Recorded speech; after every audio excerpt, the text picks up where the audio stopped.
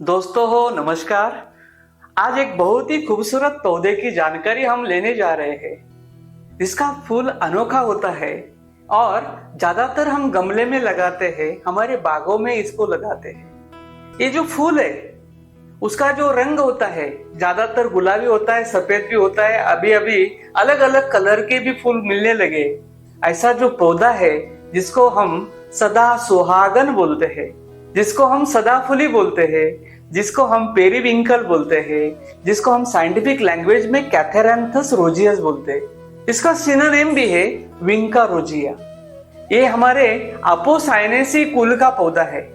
ये 12 मासी पौधा है और ये जो पौधा है मूलतः जो अफ्रीका उसमें ये जो देश है मडागास्कर, इसमें इसका निर्माण हुआ और अभी ये फैल गया है, बागों में हम लगाते हैं। और ये जो पौधा है इसकी पत्तियां बहुत ही चमकदार होती है, गहरे रंग की होती है, अंडाकार होती है। इसके फूल जो है, फूल में 5 पखुड़िया वाले गुलाबी, बैंगनी या सफेद रंग होते हैं और ये जो पखुड़िया है वो भी देखने में बहुत ही अच्छे होते हैं। इसके फल जो होते हैं लंबे, पतले और बीजों से भरे होते हैं। इसका जो बीज होता है वो काले रंग का होता है।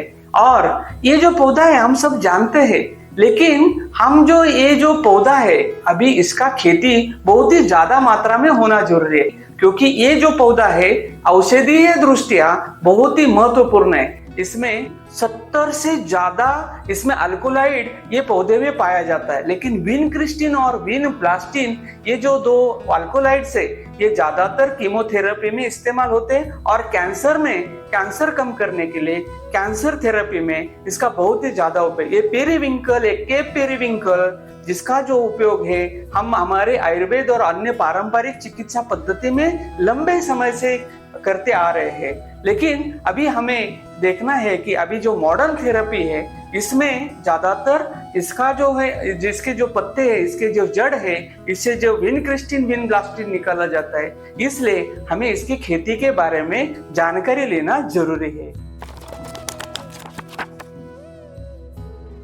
इसकी जो खेती है हमें अभी करना बहुत ही जरूरी है। खेती करना है तो मिट्टी की जानकारी हमें होना जरूरी है। ये जो पौधा है इसको जो मिट्टी है वो हम कौन सी भी मिट्टी इसके लिए इस्तेमाल कर सकते हैं, उपजाऊ हो या बंजर हम इस्तेमाल कर सकते हैं। लेकिन जल निकासी होने वाली मिट्टी इसके लिए होना जरूरी है। इसका जो पीएच है वो अम्लीय होना चाहिए, 6 से 6.5 है तो बहुत ही अच्छा है, हमें उत्पाद अच्छा मिलता है। और जलवायु जो है हम इसको हमारे देश में कहीं पे भी लगा सकते हैं, लेकिन पानी भरने वाली जमीन इसके लिए नहीं चाहिए। बुआई जो है जून जुलाई में इसका बुआई कर सकते हैं। बीज जो है हम इसका बीज से रोप बनाना हमें जरूरी है। बीज बारीक आकार के होते हैं और लगभग 3 किलो बीज जो है 1 हेक्टेयर के लिए सफिशिएंट होते हैं। और बीज जो है उसका जो है बेड के ऊपर बीज उसका बुआई करके हम अगर उसका रोप बनाते हैं और रोप को ट्रांसप्लांट करते हैं, बेडों के ऊपर इसका जो डिस्टेंस होना चाहिए, plant to plant distance 30 by 45 centimetre या 45 बाय 45 सेंटीमीटर। अगर हल्की जमीन है तो ऐसी जगह पे 30 बाय 30 सेंटीमीटर यानी कि 1 फीट बाय 1 फीट में ये पौधा लगाना जरूरी है।